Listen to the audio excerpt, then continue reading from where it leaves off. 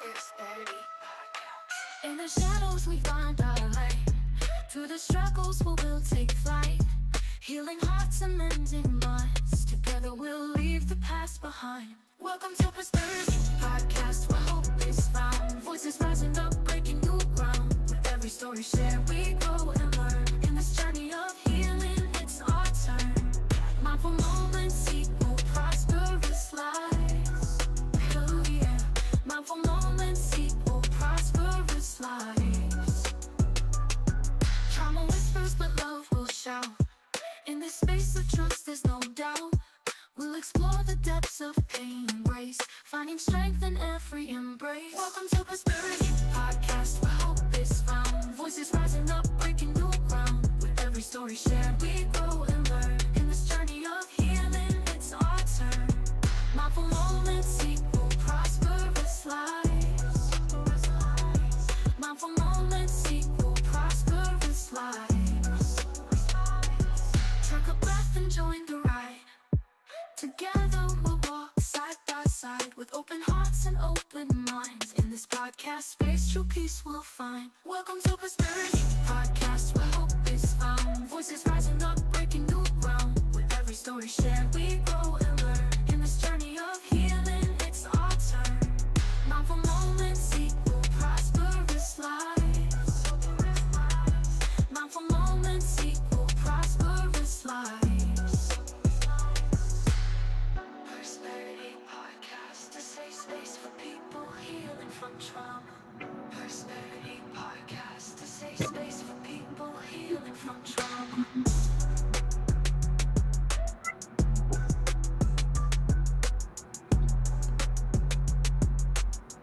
Persperity Podcast, a safe space for people healing from trauma.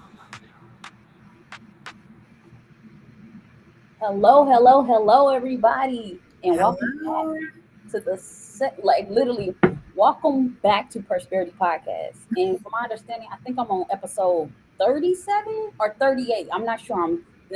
I'm not keeping track as much as I should. But tonight, I'm pulling back the curtain on a journey that will inspire you to find your own voice and share your own story. The title of this episode is Unveiling the Unseen, Speaking My Truth After Finding My Voice, and our guest embodies this very spirit.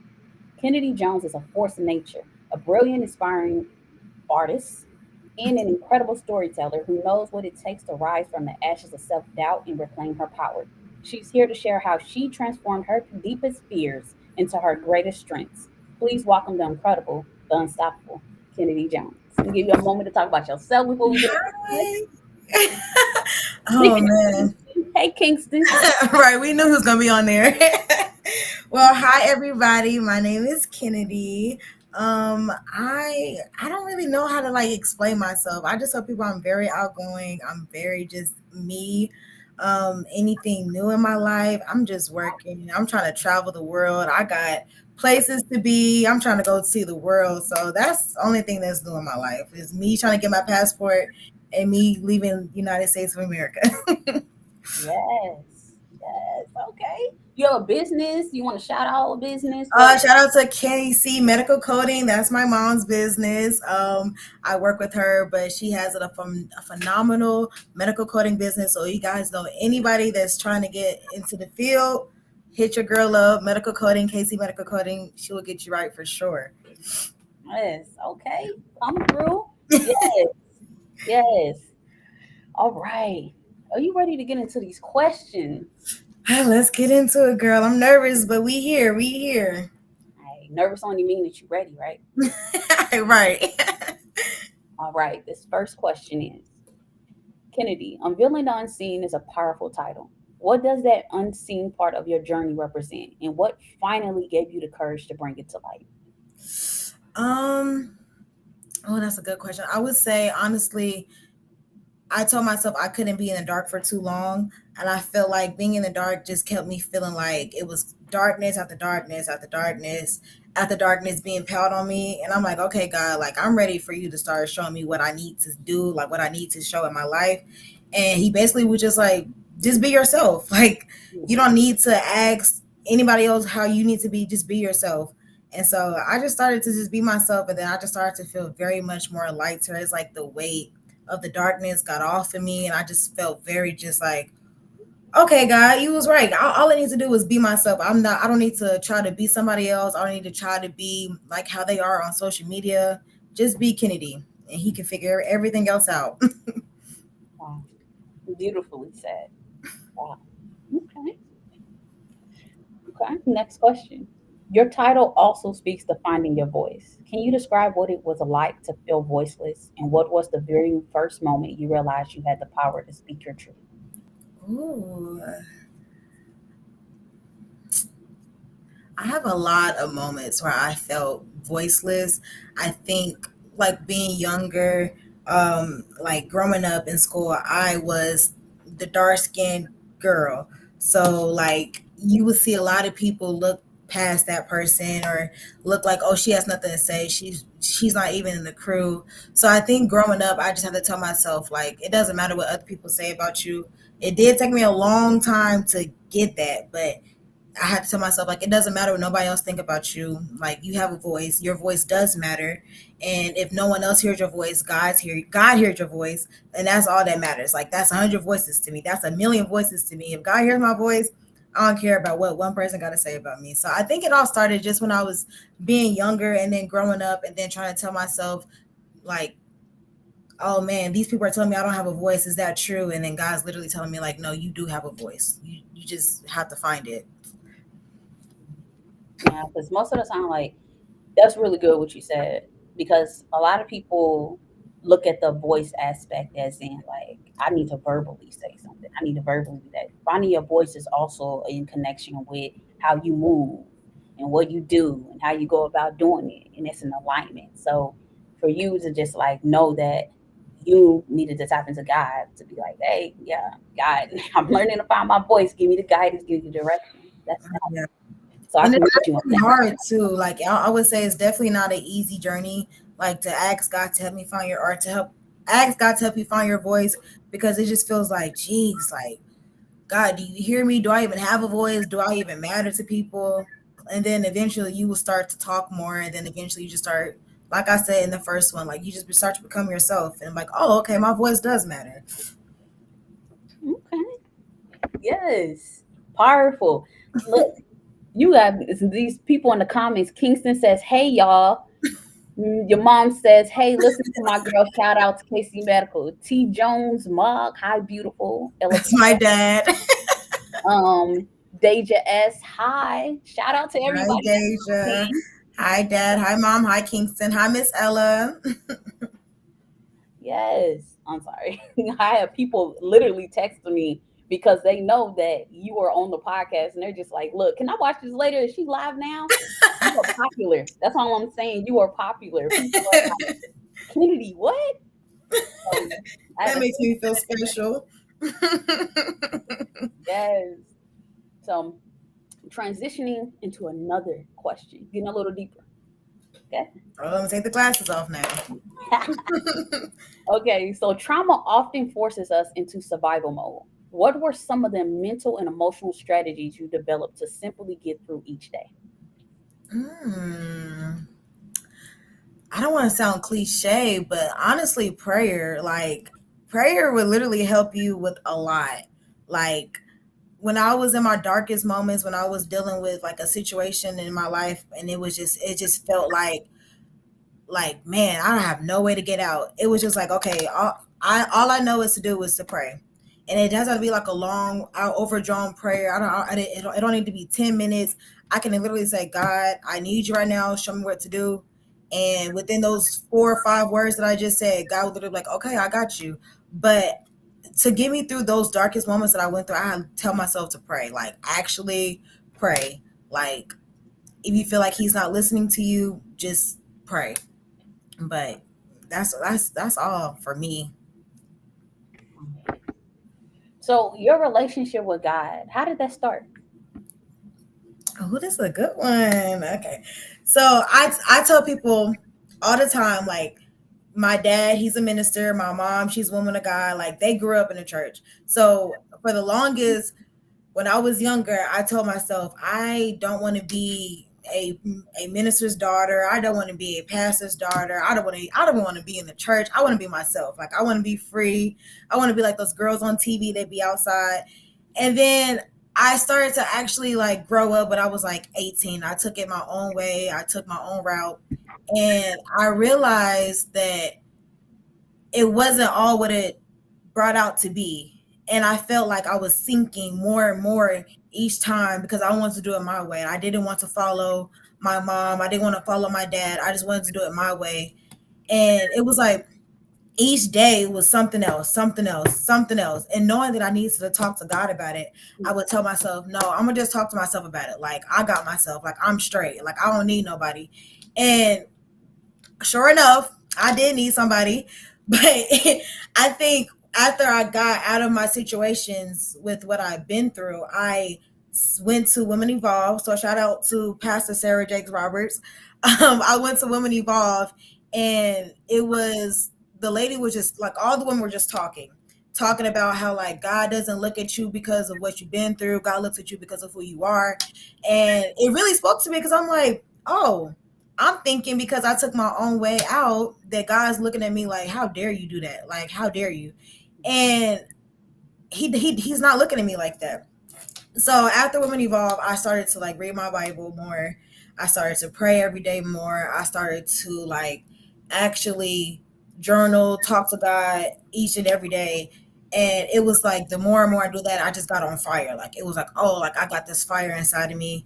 And then the what is it called? The encounter happened, and then I really got on fire, and I was like, oh God, like I'm ready to go. What else you got for me? Give me some more, give me some more, give me some more. But I would say that's really how my journey or like my relationship with God started, was me going to Women Evolve and actually seeing like I don't need to be perfect for God to love me. I don't need to have my life figured out for God to tell me like, okay, now that you did this, let me do that. I don't need to do anything. Like I made my mistakes. God know I made my mistakes, and God forgives me for it. So at the end of the day, I need to forgive myself for my mistakes. So Yeah, very well said. Do you feel like, because you say your dad's a minister, do you feel like you kind of was having that little pre-K moment in your life? yes, yes. Because like for the longest, when I was a kid, like when something happened, my parents always like, "Oh, let's just pray. Let's just pray. Let's talk to God. Let's have faith." And I'm like, can we get to like this is? I understand we need to pray, but I don't want to hear that right now. Like I feel like let's say for instance, my goldfish just died. Like what are we gonna do with my goldfish? And they like, well, just pray, pray for what? But then when I got older, it was like, no, you actually do need to pray. Like you need prayer more than anything. So yeah, definitely so. Because most people, like, when they're their parents are in church, they tend to act out a lot, or a little bit, or they try to test it.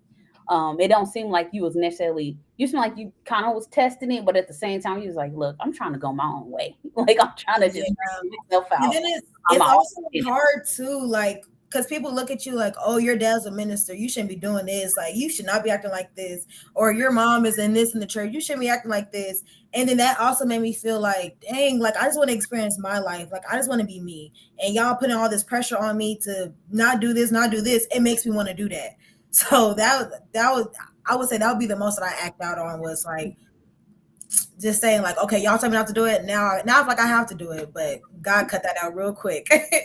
So what made you transition from that, that space to this space of, well, I'm gonna let God, handle it. It seemed like you're in a space where you're like, okay, I'm good. I'm very much settled in knowing who my parents are. You said what took me to like what moment? Yeah. So like, what took you from that moment of I'm just gonna rebel and do what I want to do to just relaxing down, like getting honesty? I think, geez, I would say I'm trying to think of like a moment that it actually started, because I started when I was like 16, like doing my own way. And then I just stopped when I was 22. But I would say like a main situation was like me being in a relationship that I know like I shouldn't have been in, or that God told me not to be in, and I still took it my own way and I still did my own things and everything.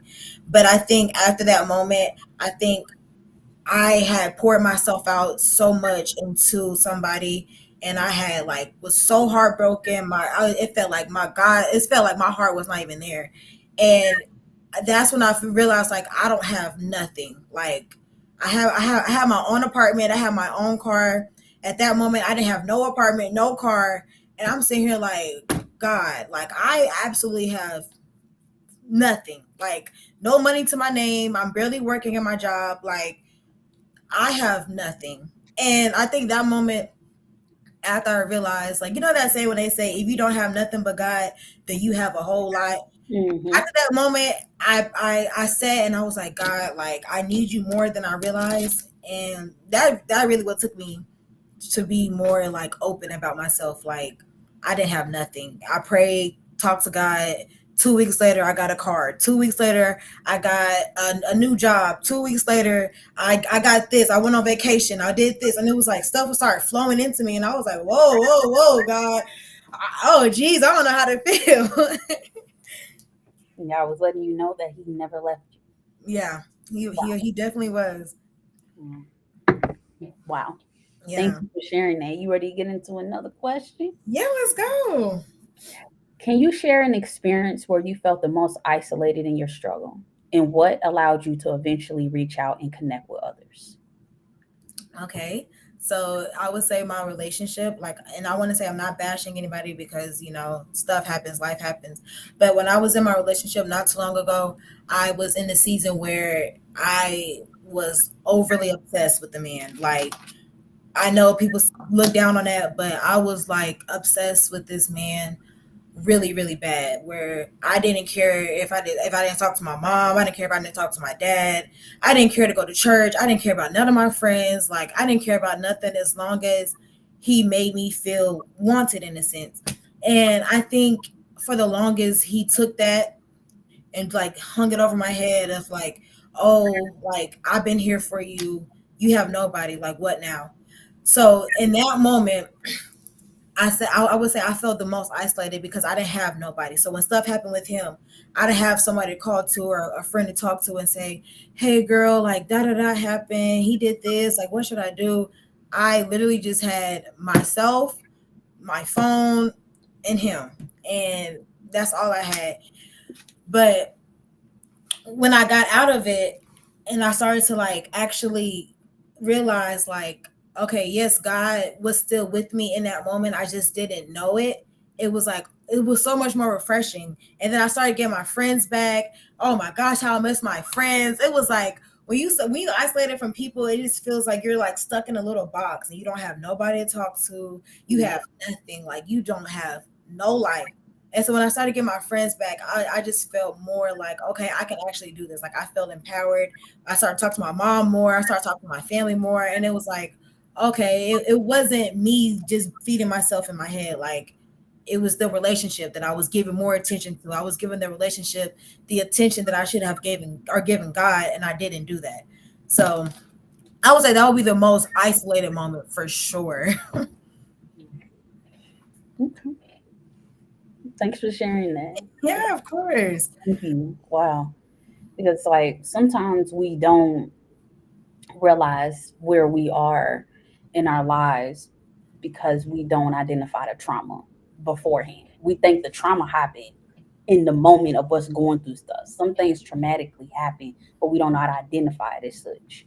So big kudos to you for really realizing that you were feeling so bound to something, so attached to something, and you had to release that. So that's very big of you. Yeah, I honestly, to be honest, I didn't realize I was so bound to it until like I got out of the relationship and like months went down the line, and I'm sitting here like, so I was talking to somebody. I'm like, dang, like I given that person so much of my time, my energy, and like I didn't know I was in a dark spot until like I got out of that dark spot and I realized like, oh girl, like you was more than just a dark spot. You was lost for sure.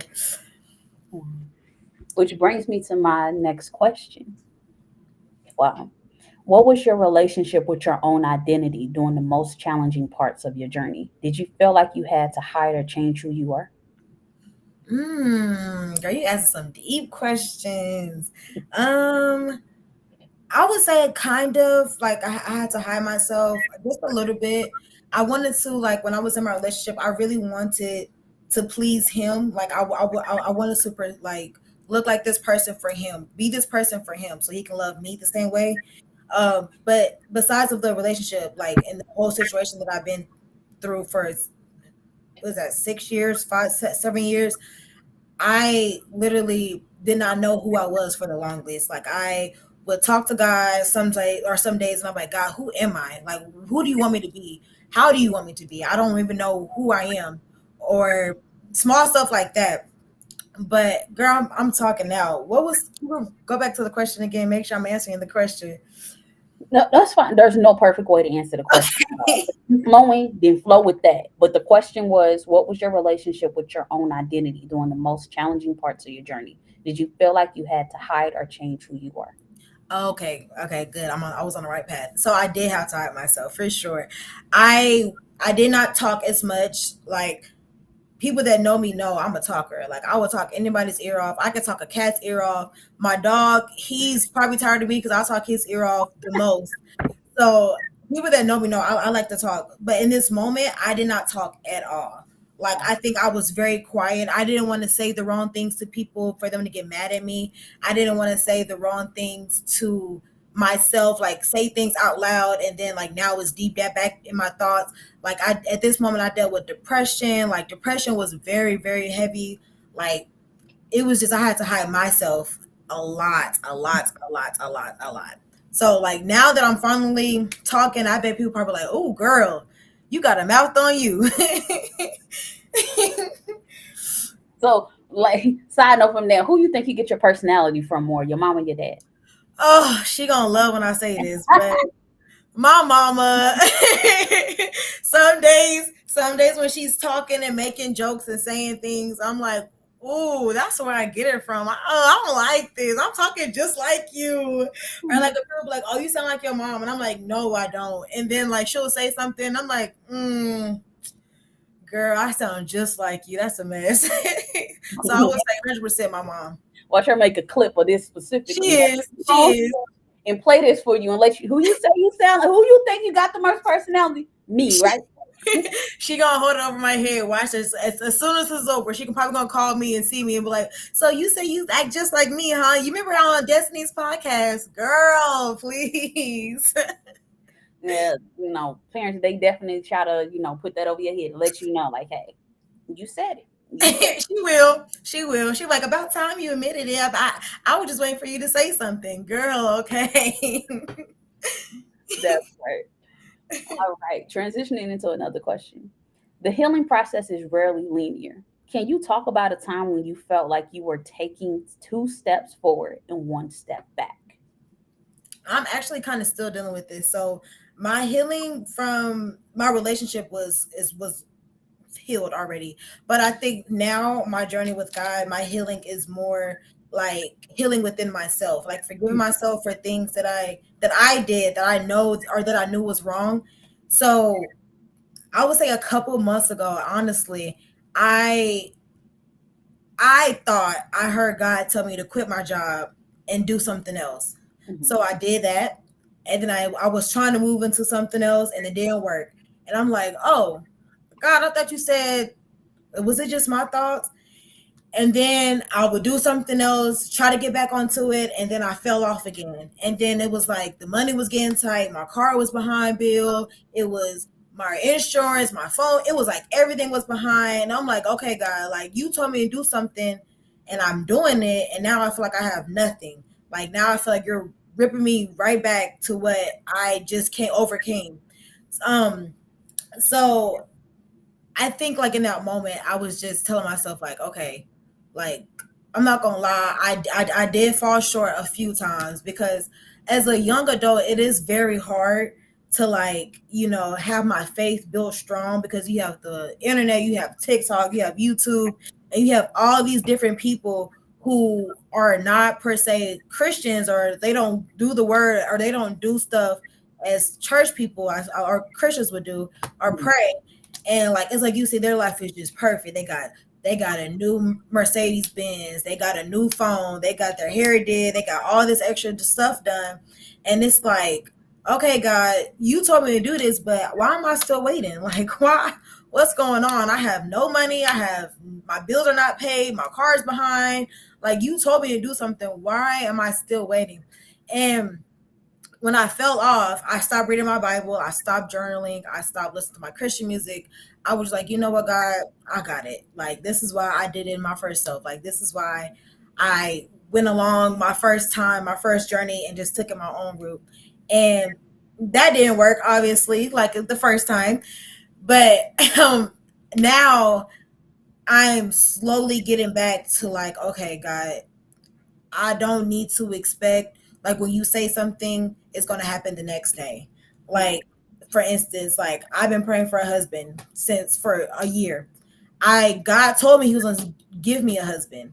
But it's like I've been like, okay, tomorrow when I go to Walmart, he's gonna give me my husband. And it's like, no, that's not how God moves. God doesn't move on your time. God moves on his timing. So right now I'm still trying to process that like it's not on me. It's not on my time. It's not on Kennedy's time. It's literally on God's time because God knows when or how much you can handle. If he gives you everything that you want or that you prayed for or that you said, okay, God, I want this right now. He's like, okay, let me give it to you.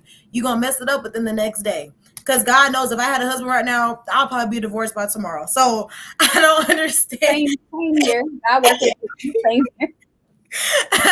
Because I tell myself all the time, like, okay, God, I'm ready. I'm ready for my husband. I'm ready for my kids. I'm ready for all this. God, just give it to me.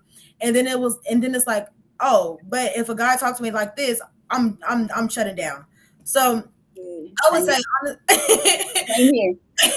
it's a struggle, but I would say honestly, right now, God is just healing me from like trusting him. Like I have a hard time trusting in general, like with my relationship, with like past friendships. I just had a very hard time trusting people. And it's like God is one of those people that sometimes I'm like, okay, God, like I want to trust you. I just don't know how to trust you. I just don't know what I need to do for you to know that I'm trusting you. Because it's like they always say God is looking at your heart. And I'm like, I just hope my heart is pure. Like, I hope I want to trust you. It's just the journey to get to you or to help or tell my mind to like to trust you is very, very, very hard. Speaking of that, like that trust factor, or just like the fact of just going through tumultuous and traumatic circumstances, what do you feel like is needed to be implemented to create safe spaces? Mm, I would say just listening to people. Um, I I don't even know. I don't feel like I should even touch more to that. I just like listening. Like people deal with more than you think. Like I can put on this face and show everybody that I'm okay and I'm all groovy. But then in deep inside, I could be dealing with depression. I could be dealing with anxiety. I could be trying to take my life. I could be dealing with so much more stuff, and you don't know. That's why I always tell myself like, always be nice to somebody because you don't know what their last straw is. Like you have no clue. Like you just don't know. But so I would literally say listening to people is probably the best thing that I can give to people. Just listen. You may not agree, you may not want to hear it, but just listen to them because they may just that's made that have or that may be all they have is just somebody to listen to. So Is that what this season, this version of Kennedy is needing? It's just people just to listen to her. that's good. Let me think. Let me think. I would say yes. I would say actually no, I would say yes. I think like in this journey, I go back and forth sometimes. Sometimes God is really working with my attitude. So everybody that knows me, they know I have an attitude. I've been working on that. God has been trying to work with my attitude. And I would say to anybody that knows me, like just listen sometimes. Take a deep breath. It may not like I may not say it in the right in the right tone. I may not say it nicely, but just listen to me. And then once I feel like I'm being heard, then it's like, okay, they're listening to you, Kennedy. You don't have to have your guard up. You don't have to have this fence up. They're listening to you. Just relax and take it back and then talk. Because I think for a moment, I get very like my mind gets very jumbled up. It's like defend yourself, defend yourself, defend yourself, defend yourself, and it's and it's like I don't have to defend myself all the time. I just need you to listen to me, and I've been working on that. Like I've been working on when I'm talking to somebody and we may not be seeing eye to eye. I don't need to yell. I don't need to get upset. I don't need to have an attitude. I need to tell myself and tell the other person like, hey, I can see myself getting irritated. Just listen to me, and we'll be okay. Just listen to me. I'm gonna listen to you. We can squash this little attitude and stuff that we got going on, and we'll be okay. That's very mature of you. Some people just be like, look, you got like 2 seconds. 2 seconds. Like my little sister, my baby sister, she say she working on her, so I don't know. And, yeah, she just be like, Hey, just listen to her. Just listen to her, because no, you didn't listen. But she's the type of person where she just be like, you know what? And then next thing you know, it's only popping, and I'll be like, you can't put your hands on people. You do that. You gotta think first. And the biggest, like, she cracks me up. But I think you all around the same age. And she was like, one day she hit somebody, and she was like, she was crying, she was talking to me, and they were in the background. They were like, she hit me. She was like, well, I hit them. They hit me with their words, and I don't even know how to hit with my hands. I was like, look, it's a value. You gotta. I'm glad that you identify that, but you gotta work on that. You can't put your hands on people. You gotta learn to use words. Well, he was using big words in this situation. I'm like, okay, well, hey, put yourself in that person's she said, I'm ready to crash out, period.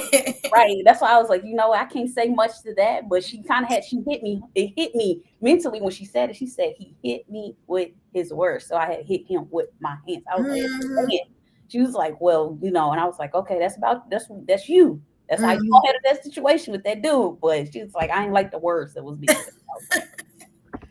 All right, so you have to work on your interpersonal communication. You're getting there. But that's how I am. I'm working on it. I may not be the best, but I've been trying to tell myself for the longest. When I was in my darkness, I would tell myself like, oh, people know what they do to me. Like if he did this to me, he know what he's doing. Like, oh, they said that to me. They know what they're saying to hurt my feelings. And I'm trying to train myself like, okay, Kinadee, this is everybody's first time on earth. Like my sister said that to me. She was like, this is like, we're all in this together. Like we're all experiencing life together. This is our first time. No one's been here before. No one's trying to figure, like doing it the second time or the third time, the fourth time. Like we're all in this together. And that hit me because I'm like, oh, I never thought about that. Like we really all in this together. Like, so I've been working on it. So the people that know me, look, y'all, I'm working on it. I promise. Because a lot of people have their own trauma, they have their own journeys. A lot of people don't even identify a lot of the issues and the things that they have. A lot of people think I'm just a nice person. It's like, okay, sometimes as a nice person, it could come off as being too much for someone. It can give somebody trauma. But it's just being mindful and being able to receive things, because we're all, like you said, we first timers. So you can get second, third time. Once we gone. But that's very much important, because I used to think too that people knew what they were doing. Sometimes they do when it's intentional, and other times people don't. But sometimes you'll have a conversation and they still don't. They be like, I don't understand the problem. But I had to learn that whatever they're challenged with when I see how things are affecting me has more to do with them than it does me. So for me to just stay reserved, because I'm I know sometimes people are like, she's not really, I'm very much reserved. Reserved and nerdy, but I love substance conversations. Any type of conversation that is engaged in substance, meaning that it's on some nerdy topic or it's around something just like impactful, got me in that conversation. But other than that, it's just like the trauma I've gone through has made me be a person where I'm more reserved than I am wanting to be in everybody's face and doing different things. But I'm grateful because it's kept me out of a lot of things. I'm grateful to have gone through a lot of the things I went through and not have a criminal background. Not have, babies and babies are having all of these different things. So I'm thankful for those things. And Yeah. That's what I tell myself too. Like, I'm thankful that I went through everything that I went through. Like, I'm thankful me having those thoughts of like, I don't want to be a preacher's kid. I'm mm, thankful that I went through the relationship that I went through. I'm thankful that I went through the feeling alone. Like, I'm thankful that I went through everything because, like you said, now I know what I'm like. Now I know what not to do. Like, now I know because I did it before. I know how it felt. I'm not gonna put myself back in that same position. because I'm kind of, I don't know. Like, look, could Kinadee Jones be possibly in the ministry one day? Is that what she did? Is that what she running from? Oh, oh, oh. Minister Jones Jr. I don't know. I mean, my mom or my parents say that they see me being like a youth pastor, and I'm like, I don't see myself being no youth pastor. See, I see myself being a teacher, but a youth pastor, I feel like that's so much weight. That's so much. Now my husband, he can be a youth pastor, and I can be, the youth pastor's wife, and I can help in and out. But, ooh, if you took the title away and you just did it, would you feel like it's pressure? like took off yeah, oh yeah. Recognize the title. If there was not a title and you were just doing it, would it still be pressure? No, I think I would just flow into it, like. That part. Hey, I see this and that my daddy got to deal with, my mama got to deal with, and I don't know. But if it's just, I could just do it without being, ignoring all that other stuff. I got this. Yeah, I don't want the title. I don't want the pressure of feeling like, oh, she the pastor. She got to make sure all these kids are straight. I just want to like tell my story, help people not to go through the same thing they've been or I've been through, and if they are dealing with stuff, like know that you got a way out. God's the way out, not your way. God. So maybe I don't know. Let me pray about that tonight. Which brings me to that next question.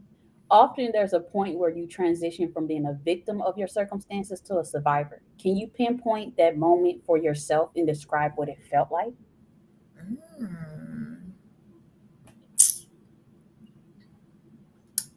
Oh gosh, let me think. When I was a victim, I would say, honestly, I don't want to keep bringing up the relationship, but when I got out of my relationship, I think like that was like, it wasn't even just the relationship. It was just like, okay, this is my last time dealing with things my way. This is my last time of trying to see it my way. This is my last time of, what I told myself when I was 14, I don't want to be a PK. Like, this is my last time. Like, it was just all those years that was built up. Like, I was like, this is my last time. I don't want to do it that no. I don't want to do this no more. And I think, honestly, like, trusting God, I know I said I'm still working on it, but trusting God in that process, it was like, okay, like, I am a survivor. Like, I did come out of something that the enemy definitely tried to take me out of multiple times, like in high school and middle school, like when I was trying to do it my own way, trying to follow the crowd. God definitely like looked out for me more than I realized. So I think once I realized that, I was like, oh girl, you are a survivor. You have been through a lot of stuff. And I don't think, honestly, it didn't hit me for the longest that I've been through a lot of stuff until I was talking, I think multiple of my friends, like talking to my best friends. I was talking to everybody. And I'm like, oh yeah, this happened, I did this. And then this happened, I did this, and I did this. And all of them looked at me like, girl, what? And I'm like, oh, that's not normal. And they're like, girl, no, like you've been through a lot. And then that's when it actually hit me like, oh, I have been through a lot. Like, I covered it up so much thinking like, oh, this is life. Everybody goes through this. This is normal. Like, being a girl, you have to go through these things for you to get out of. And then like, it didn't hit me until recently. Like, probably a few months ago, I was like, oh wow, I am a survivor. Like, I accomplished a lot of things. I overcame a lot of stuff that hit me. Like, the enemy was throwing, girl, more than rocks. He was throwing bullets. He was throwing everything at me. And it's like, oh God, like, thank you. Like when I wasn't praying to you, when I wasn't looking for you, when I was trying to do it my own way, you were still like being there for me. You were still protecting me. You were still listening to my parents' prayers. Like you were still putting your hands on my life. And I did not know that until I seen it myself. God give his toughest battles to sometimes the people that's called. That's what I'm saying. I'm not gonna say the title to put the pressure on. Ooh, ooh, y'all cover your ears. Big into existence. You're gonna be doing the what is it? The job description of it. Who's gonna say that? What's the job description? I mean, because you and I were speaking a couple weeks ago, so you working on some stuff in the background, so we could see you, kind of in the near future with, your own platform doing some stuff, right? Oh yeah, for sure. Yeah. For the longest, I was like praying to God. I'm like, God, I don't know what my purpose is. Like, I don't know what you want me to do. Like, I know I have a voice. Like, I know, like I talk. Like, I know when I talk, people are influenced by what I say. Yeah. And I'm like, I just don't know what you want me to do with it. Excuse me, but my tattoo artist was talking and he was like, I was asking him because he tattoos, he do paintings, he draws, he do everything. And so I was like, oh, like, is that your passion? He was like, oh yeah, my passion is drawing. And I'm like, oh, that's interesting. He's like, what's your passion? And I'm like, ooh, I'm like, mine's just talking. I'm like, but that sounds so weird to say. Like when someone asks you what's your passion, you're like, oh, I love to talk to people. And I'm like, well, let me go back. I like to talk to people, but I also like to listen to people too. Like I want to be that safe place for women for anybody to just like look at me and be like, okay, I can trust her. I have so much. I have dealt with so much, and I want to talk to her about it. But it's funny that when you asked me to be on your show and the name of the podcast, Dr. Halp said the exact same thing to me. Like I would say a week or two before you asked me. And she was like, oh, Kinadee, like, this is your season for your voice to be known. And I was like, oh, I said that in my prayer yesterday. Or God said that's my prayer yesterday. How do you know that? And then when you said it, I was like, oh, I said, okay, God, I see what you're doing. I see what you're doing. So I'm going to take it up to see what he got planned out for my life with my voice. So. Oh, for sure. You ain't seen nothing yet. Nothing yet. Right. For sure. That's what he tells me all the time. He's like, oh, you think you good right now? Wait till I really use you how I want to use you. And I'm like, oh God, please. Right now he just tenderizing you to get into that space you supposed to be in. Right. And I think that's also for the longest the enemy was like trying to keep me shut, like not to talk, not to use my voice, not for me to feel like the empowering woman that I feel like right now, because I do feel like now that I'm mature enough to realize, like, I do feel like my voice is something that like God is using. God can use anything. God can use people's hands. God can use people's feet. God can use people's ears, eyes. And I think God is using my voice for a reason or for a purpose.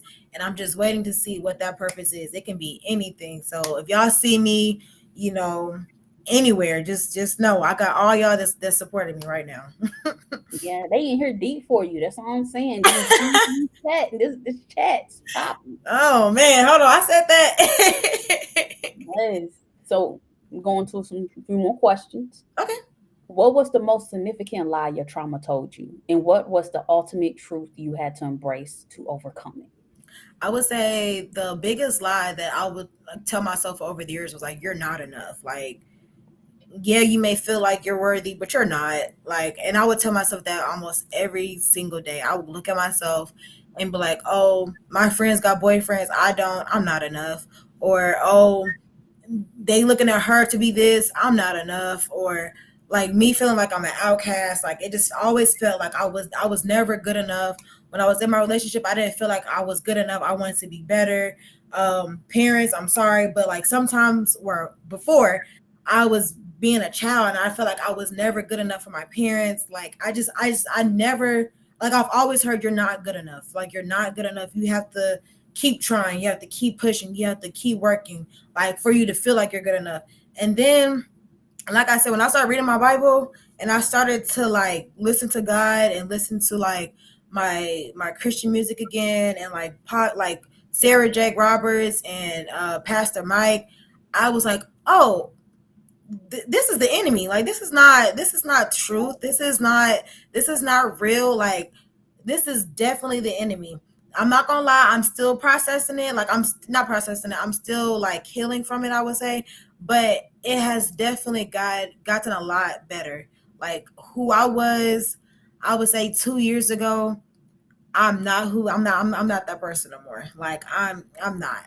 Like so I would definitely say that was the biggest lie. And I think like now I tell myself often, like when I see people getting married now, when I see people having children, when I see people like their life is, going good, they got all these extra stuff, I don't tell myself I'm not enough no more. I would say, Kennedy, you are enough. When one day that's going to be you.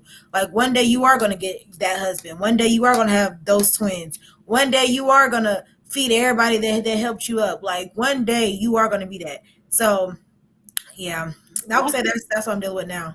Twins. She said, what side of the family the twins run in? She said, twins. My mama's side, I've been praying. I've been praying that twins hit me, girl. And every time I tell somebody that, they be like, "Girl, what?"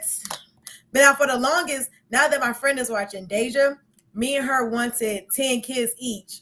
So I know. But she had her first child, and she said, Kennedy, you're not gonna want your 10 kids after you have your first one. So I've been telling people like, okay, God, just give me my twins and maybe I'll be okay. I don't need the extra 8.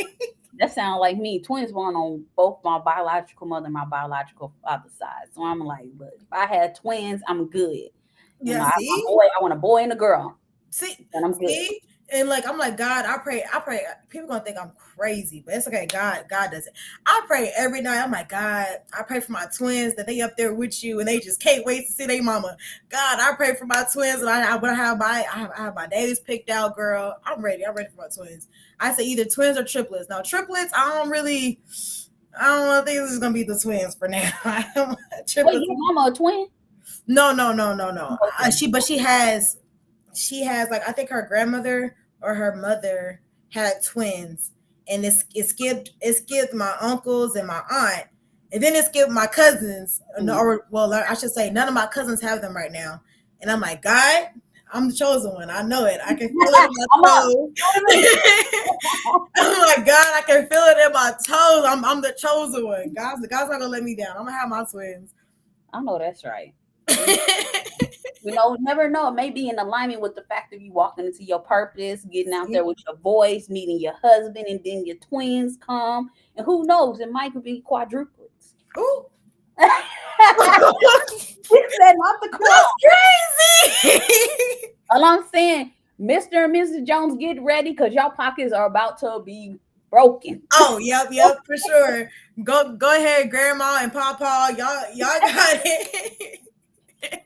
Yeah. Because 4 is crazy. Hey, you never know. God say, you know what?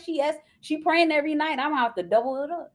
And I think I told myself, I think that's when I would know like I'm actually living in God's or walking in God's path. Like when I have my husband and then I'll have my kids. Oh, I say, oh God, I would know for sure. Like God is listening to you, girl. God heard all your prayers.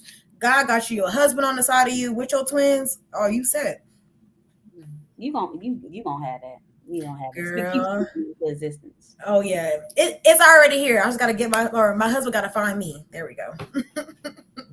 So with you have gone through different like traumatic circumstances in with your ex. How do you see that, being easy to transition into the relationship with your future husband, or do you see that as being a little challenging for you? I would say now that I am like okay with what happened, I would say for the longest I held this grudge with myself. I held this grudge with him, and now that I've forgiven him, I've forgiven myself. I think when my next partner comes into my life, I think I would know that I need to pray first and and make sure like I'm not. Let me go back. I need to give my attention to God more than I give it to my partner, because I should not be giving my partner more attention than I am giving God. Like, so I think in my next relationship, or with my next, well, not my next husband, when my husband comes, I think I would know that is God sent, because I know that I would do things a lot differently, like a lot differently. I would take the time. I won't fall deep into the first thing that he tells me. Like, I would just actually take my time and make sure like I hear God's voice and telling me like, okay, this is who you need to be with. Like, this is who I have for you. I mean, but aside from that, just know that little bro and siblings and your pops, they probably coming 10 times harder than what you coming. Oh, girl. I mean, when I tell people I got 5 brothers and 1 sister, they be acting like, oh, your brother's going to get me. Your brother's going to get me. And I'm like, y'all should be worried about my brothers. Y'all need to be worried about my sister. Because my sister, she don't play. Like, see, she don't play about her sister. So I'm like, y'all need to watch out for her. I assume, look, you don't play about Caleb. I assume he don't play about you neither. But you don't play about little bro. Oh, yeah, no, I don't play.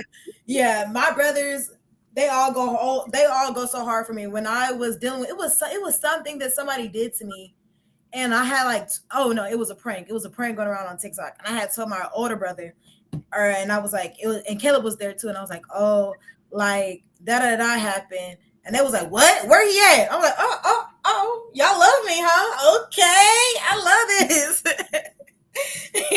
But no. T. Jones said, "Go answer," and I just said, "Period." That's my sister. It's funny because my dad, he's from New Orleans, so my sister's from New Orleans. So like both of them combined, they got this energy of like, oh, we don't play. Oh, that's your biological sister. Mm-hmm. Okay, and then that's your dad that said, "Go answer." Yeah, T. Jones. That's my dad. Oh, hello, Mr. Jones. I'm like, who's T. Jones' mom? Yeah, girl. The whole family, now that I've like, I've been what I've been through, and like I'm healing everything, girl. It's like the whole family becoming 10 toes. I could tell, like, I think the other night I was telling my family like, oh, like this guy was flirting with me at work, like he did this for me, and it was like, ugh, does he love God? And I'm like, I didn't get that deep into the conversation. He was just, ooh, my light went off. Hold on, sorry. I was like, he was just flirting with me, y'all. Like, it was nothing too special. He was just telling me that I look good. And my mom was like, but you need to make sure he loved God before you do anything else. And I was like, oh, girl, like.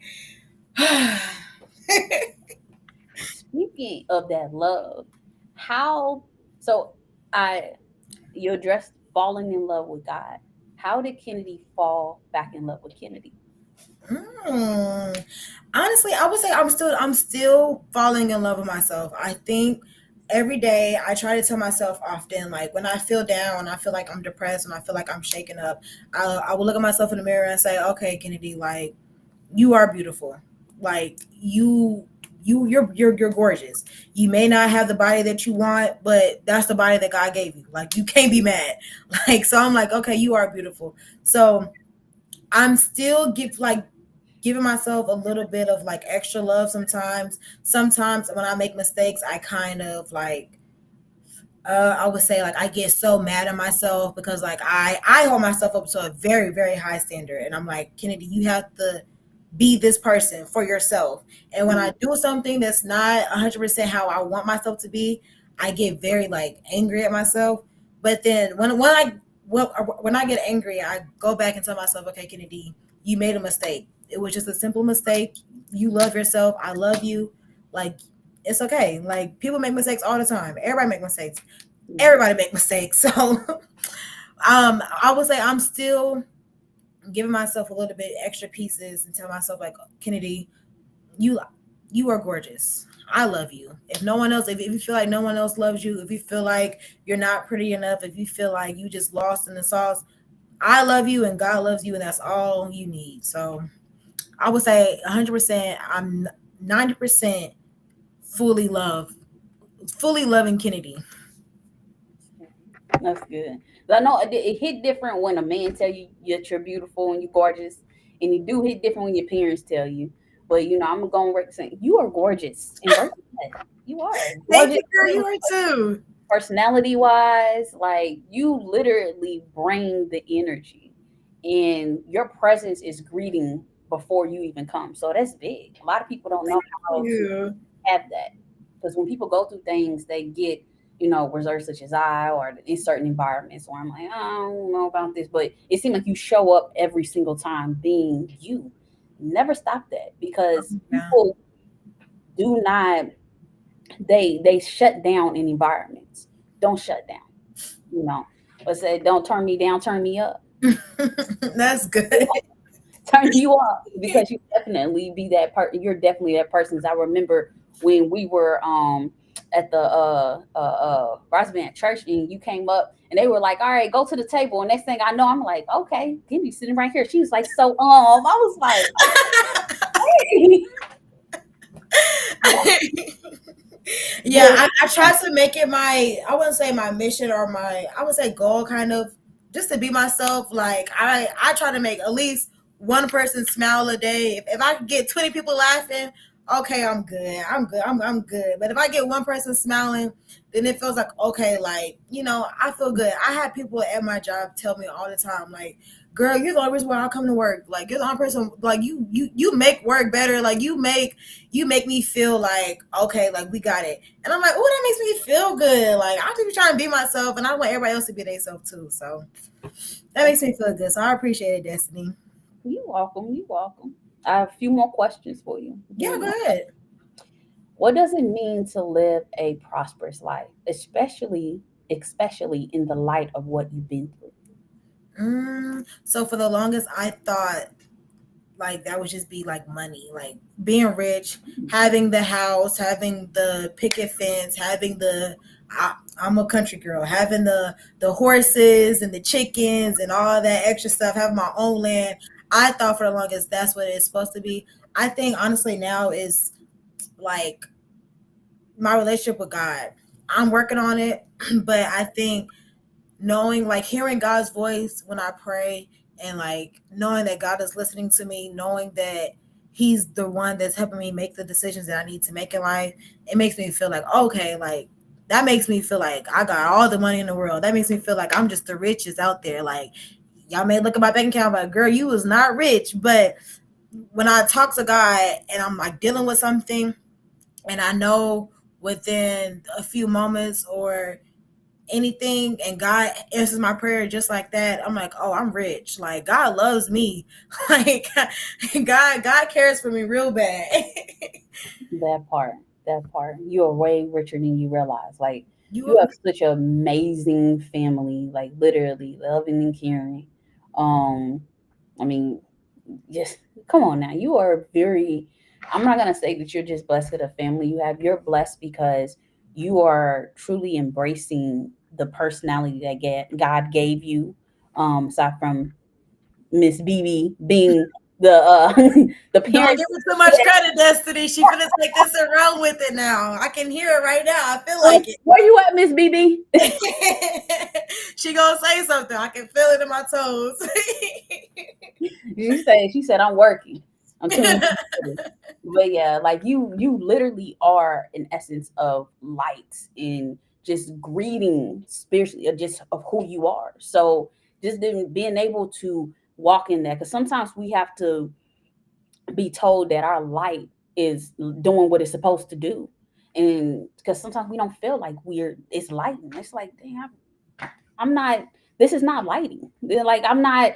It's like a trying to light a flame that's wet. You know what I mean? It's like, oh, it's not lighting. It's not light. I don't feel like I'm lighting. I'm lighting, but in reality, I'm still lit. I'm still here. I'm still doing it. It's like what Bishop was talking about when he had that example of the two. What was it? The two old school lights, the lamps, and one had oil and the other didn't have oil. And he was saying about the pouring the oil into the other oil, and he was like, it was burning. And this concept of what I'm saying is sometimes we are burning. Our light is burning. Our flame is still going, but we have to be, reminded we still lit. We still lit. We hype. We good. We got this. We doing this because Mhm. we don't feel it. Yeah, We don't that's see it. true. But sometimes that's why we have people on the outside that tell us that. And it's very difficult. And I don't know about you, to sometimes hear it from a parent or a relative, and it'd be like, you just saying that. You just saying Right, that because because my you mama, you said might it because we have to say it. exactly why you just saying. Let me hear from somebody else, and then Right. that person he'd be like, yeah, let me God give me about 2, 3 more people, and then I might believe it. That's why I'd be like, but yeah, That's it definitely it's a struggle sometimes for me Yeah, too. for sure. Like for the longest, I just realized that God has gave me like my voice. Like that's my purpose. And my mom would say it, my dad would say it, but my dad thinks I'm gonna be a singer, and I'm like, I don't. If I bust a little note for y'all right now, y'all probably will all leave. But my family would say like, oh, Kennedy, your voice, like God's gonna use your voice. God's gonna use your voice, and I'm like, I don't know. Like I don't see myself doing anything with my voice. And then it's like more people start saying like, oh, your voice, like God's gonna use you for your outgoing, your personality, like the way you just like people are drawn to you, like God's gonna use that. And I'm like, I don't And, know. and And you then just now that I keep seeing it, I keep hearing it over and over again, and I think like not I think I know God gave me a sign in my head. I said, oh, okay, God, you right, you right, you right. It is my voice. It is my voice.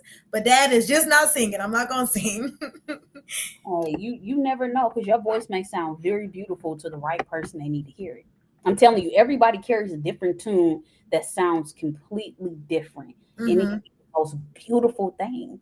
It's like Mm-hmm. different frequency, different levels of different things. So you never know. It may be you hitting a tune, and you may be like, yeah, my little tone. They feel like you toned that, but to that person, it's a beautiful experience to have. Girl, they're gonna be like, they're gonna have to call me K Payne. They have to put some auto tune to my voice because they're gonna be like, this girl. Well, maybe it's just for that individual person. You never know the individual audience. It Yeah, they're gonna be like, you know what, sing to me, but not in front of X Factor. I'm like, okay, I got you. I can do that.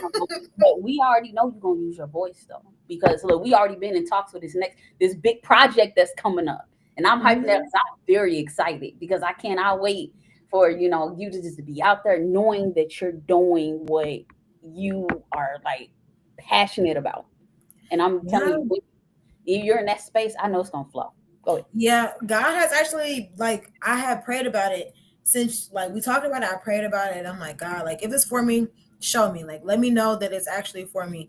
And it's like I prayed, and then I started seeing myself like buying a new car, buying this, having the kids, having my twins, having my husband. I'm like, oh, so this is the flow you want me to go through. Like I got you, God. I got you. I just needed to the little, pick up, but I got you now. Because I mean, in all honesty, it's like seriously, I felt where God is taking you is not just in one place. You don't know. We Mhm. might look up and see Kinadee. She on the billboards. And she traveling internationally, and people booking you for real. Come on now. Don't even Girl, count yourself out. don't say booking now, because then I'm gonna start thinking of more new stuff to say. But look, I'm just saying, you never know because that just in itself of you knowing your voice is supposed to be heard, you knowing that that's a part of your calling, your purpose. You're passionate about the journalism aspect, the being connected with people and hearing people's story and being that listener. I don't have that all tied together for no reason. It's all like, okay, well, this is all. It's not all over the place. It's in the same area. It really is. It really is.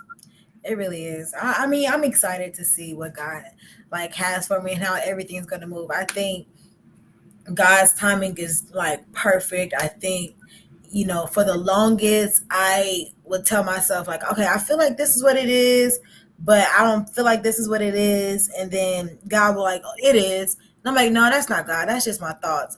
And then I'll talk to somebody else and they will say the exact same thing. And I'm like, oh. And then somebody else like, girl, yes. And I'm like, no, that's just a coincidence. And then, like, more people start telling me, like, girl, no, you didn't do this. You didn't do this because you do this and you do this. I'm like, okay, so it's not a coincidence. It's just God telling people to tell me to get my light on in my head. Wow, wow, wow. In transitioning, what is something when you reflect on your past? well, the recent past, what is the one thing you would tell that version of yourself? Mm, I would say not to give up. I would say keep pushing, even when it feels like you're lost, even when it feels like you have nothing, you have nobody.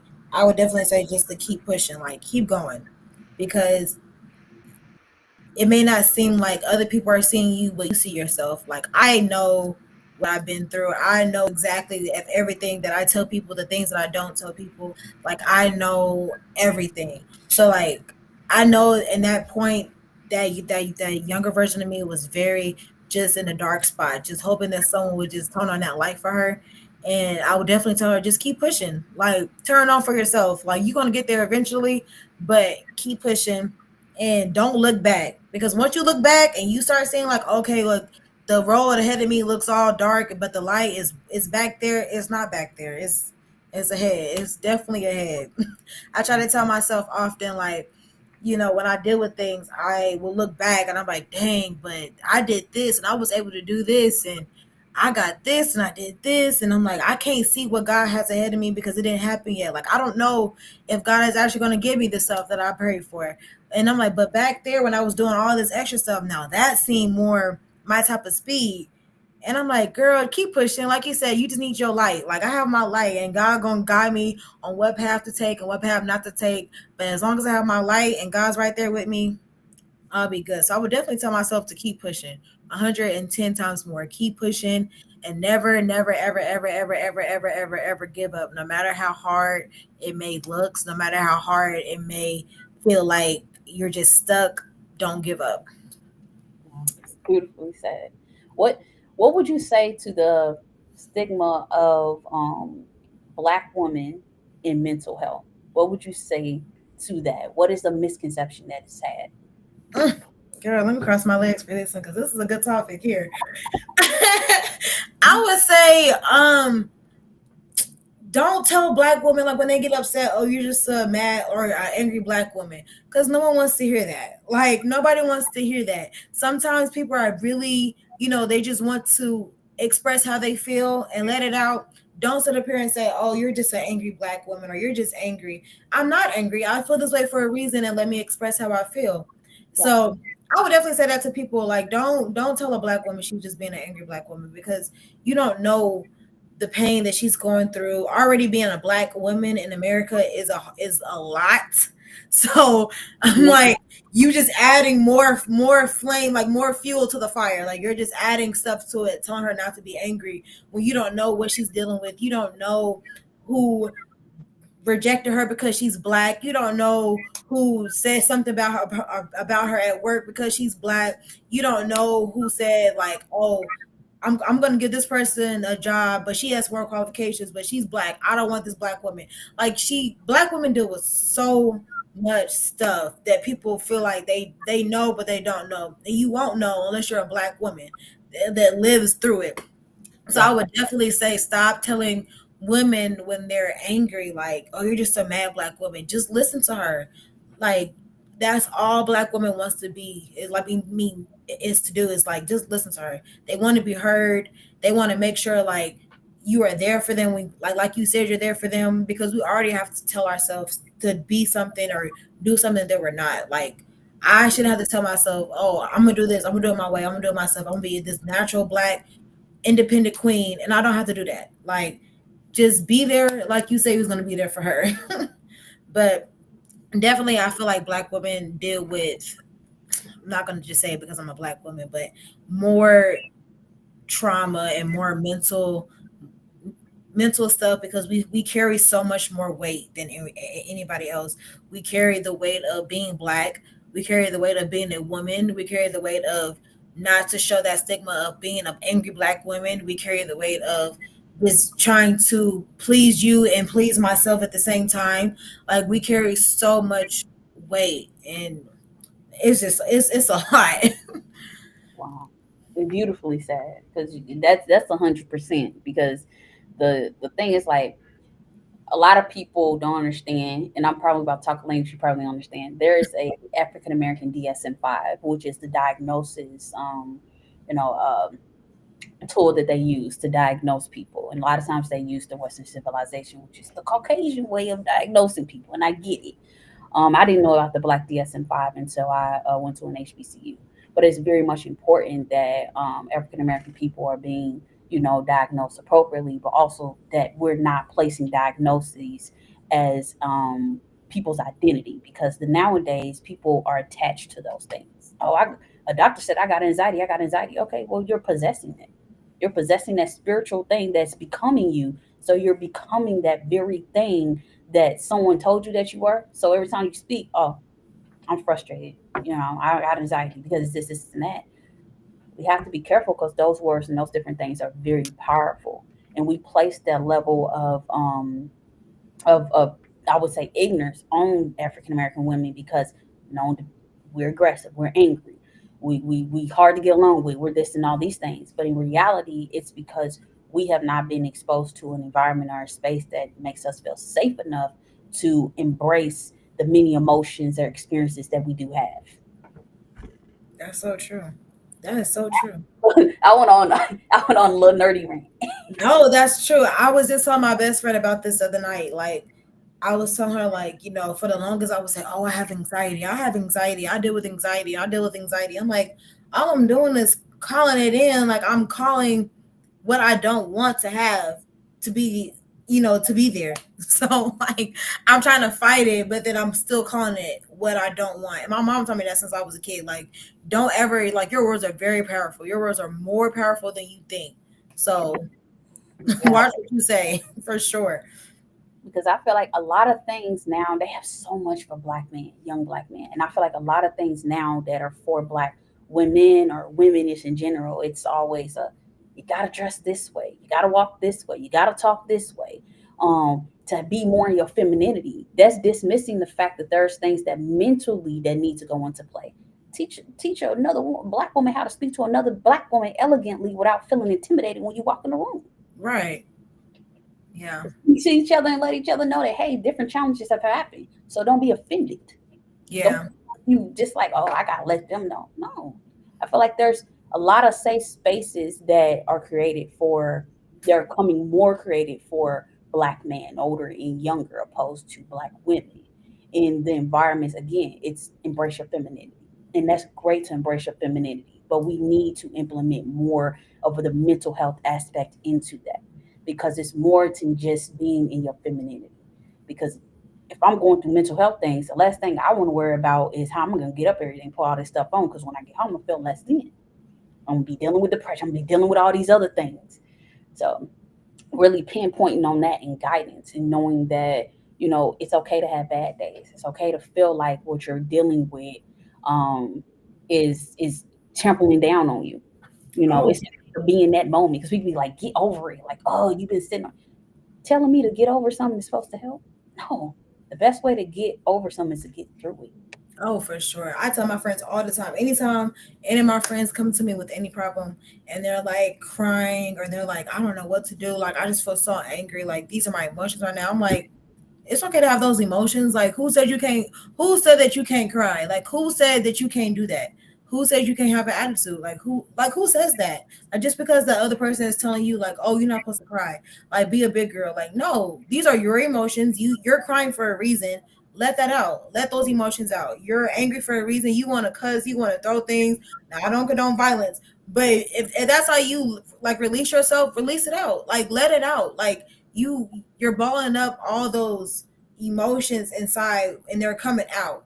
Like, Yeah. the tears, they're coming out. The cursing is coming out. It's not right, but it's coming out. The throwing things, the like your sister, punching things, it's coming out. All these emotions, it's coming out. So I definitely agree. Like, I think, like I said, like, they hold Black women to a higher pedestal than any other race, any other person in the world. And I think, like, no one should be telling another person how they should be, like, at all. Like, I mean, for the longest, I don't know if people notice, but I have, well, y'all can't really see, I had piercings for days, tattoos for days, like, hair was short. And I remember somebody was telling me, like, girl, why'd you cut your hair? Why'd you get all these piercings? Why'd you get all these tattoos? Like, you already know how they think about black women. Why'd you do all this? Like, now you're gonna be labeled as a ghetto black woman. No, I'm not. Like, that's not who I am. Just because I like piercings, just because I like tattoos, and just because I love my short hair does not mean that I'm ghetto. It doesn't define who I am. It's just something that I enjoy. Like, not everybody wants to be the exact same thing at all.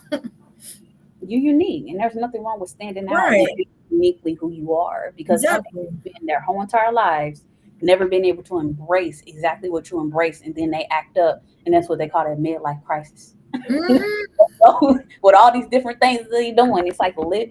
I'm not saying do some crazy stuff, but live your life and express the things that need to be expressed appropriately. Exactly. Whether that's emotionally, mentally, or where you are appropriately. And know that some environments are not safe spaces, but know that sometimes you have to be that safe space. And other times, if your environments, tap into your safe space because other people can too. Because I have different people that I have charging, they call charging stations for me. When I'm in Hmm. an environment that's so overwhelming, I'm going right to them because I need to charge up. Because I know the Hmm. energy that they have. I'm like, all right, they're filling me up. I'm ready to go back out there and just be by myself. Right. I had to learn that, but you own it. You own it. You own Yeah. it. So I have two last questions for you, Kinadee Jones. For many, speaking their truth is the hardest part. What would you say to someone listening right now who is on the cusp of doing so, but is terrified? Oh, I would say your voice could change somebody's life. I mean, I would say this is probably like my first time being like on a platform and like actually talking about the things that I've been through, because for the longest I would hide it by being funny, by being like someone that can like make people laugh. But then when I started to actually go through things, I'm like, well, okay, I did go through that. Like, I can't change it. This is what happened, but this is still who I am. I don't define who that. I don't define as that person anymore. I would say like I had to really tell myself like, wow, my voice or my story, the things that I've been through, there's 10,000 people that's dealing with the exact same thing. And I might think that my story is also unique, but girl, let me say that I've been on TikTok multiple times and I see my story word for word on somebody's For You page, on somebody's YouTube story, on somebody's Instagram live. Like, we are all dealing with, and I'm not gonna say the same thing, but mostly the same thing. So me talking about the things that I've been through and how I overcame them and how I'm still pushing and how I'm not trying to be perfect, because for some reason people think once you get out of a bad situation that like your next step is just be this perfect person, and you Yeah. don't need to be perfect at all. So um I would say also that like don't be perfect. You don't have to be perfect. Just your voice, you telling your story, you saying like, "Oh, this is what I did in this situation, and this is how I handle it." You may give somebody like, "Oh, I never thought about it like that. Like I never thought to take the time and actually breathe. I never thought to take the time and actually listen. Like I haven't put it like that before." So I would definitely say just tell your story, and if you feel like your story is not juicy at all, somebody's gonna feel like it's juicy enough and be like, okay, I like the way she said that. Because for the longest, like I said in the beginning, I did not know what I've been through was interesting at all. I thought it was just very boring and very just everybody goes through that. But my mom, she told me, you need to write a book, or oh, you need to explain like how you overcame your situations and your hills and your mountains. And I'm like, Mom, you're being so dramatic. Like I did not deal with that much stuff. And then when I start talking to my friends and they will say the exact same thing, like, oh no, you need to talk about what you've been through. And I'm like, geez, I never thought that my story or like things that I've been through in my life will like change somebody's life, like at all. Like not even the slightest. Like I had somebody tell me that she's been through something with it, like almost the exact same thing. And I don't even know how I even met this girl, but she poured out to me, and I basically was telling her like, girl, like this is exactly what I've been through. Like X, Y, and Z, I've been through this. And she was like, "Oh, I have never thought you would have been through that." I'm like, "Yeah, nobody would have known that I've been through the things that I've been through." And she was like, "Well, your story literally changed me. Like your story literally impacted me. Like now I feel like I have a voice. Like now I feel like I have to keep pushing. So definitely, definitely, definitely, definitely, if you feel like your story is not a story, your story is something, because somebody out there is dealing with the exact same thing that you're dealing with, whether you know it or not. Yes. And the book thing, beautifully said everything you said. Um, my publisher, I would love to connect you with her. She actually, because I published my, it's like a memoir thing from 7 years old to like the age of 24. It was just documenting all the trauma I had went through, and it's a really black owned top publisher in Seattle, Washington. So, when you ready, I definitely can connect you. Yeah, she's Okay, girl, hold on now. I think about being an author. it hits different because it is liberating. Because one thing she talks about is when you do that, when you publish your story and you're putting it out there, she chopped up a lot for legal purposes. I get it, but you put it out there, it will either change you for the better or it will hinder you moving forward. And she's like, just make sure, because you realize that who is gonna affect and whatever it is. I was like, okay. My mom and I, this room, we was praying, and she was like, it's time. Yeah, it's time. Go ahead and put it out there. And it was a liberating experience because the feedback that I got was, I didn't know you went through that, or you wrote a book, or oh wow, like the progress. I never knew you went through all these things. I would have never thought. And I'm like, I didn't publish it to put my business out there. I published it because God told me to do so. Right. He told me, he was like, it's the things you're going through, the challenges, the misconceptions of different things that people have gone through. It's a voice that's needed. Same thing with this podcast. God was like, you create the space. I'm like, there's no space for people like me. Like, we're going through trauma. They just for the judges. He's like, create the space. God told me that a couple years ago, and I ain't listen. So he told me that last year, and I'm like, I'm steady getting whooped. I'm like, oh, God said, what I tell you to do. And I'm telling you, when God tell you to do something, you don't do it. You dealing with some stuff, and I'm like, oh, okay, God, okay, okay. He's like, this situation is happening here. I'm like, okay, God, can please. Well, I'm praying, I'm praying. He's like, but what did I tell you to do? You're doing everything that you want to do. What did I tell you to do? All that stuff, yeah, some of the stuff I want you to do. But what did I tell you to do? So I had to stop and really embrace that in November of last year. And God was like, now's the time. Because I started working on a graphic for it.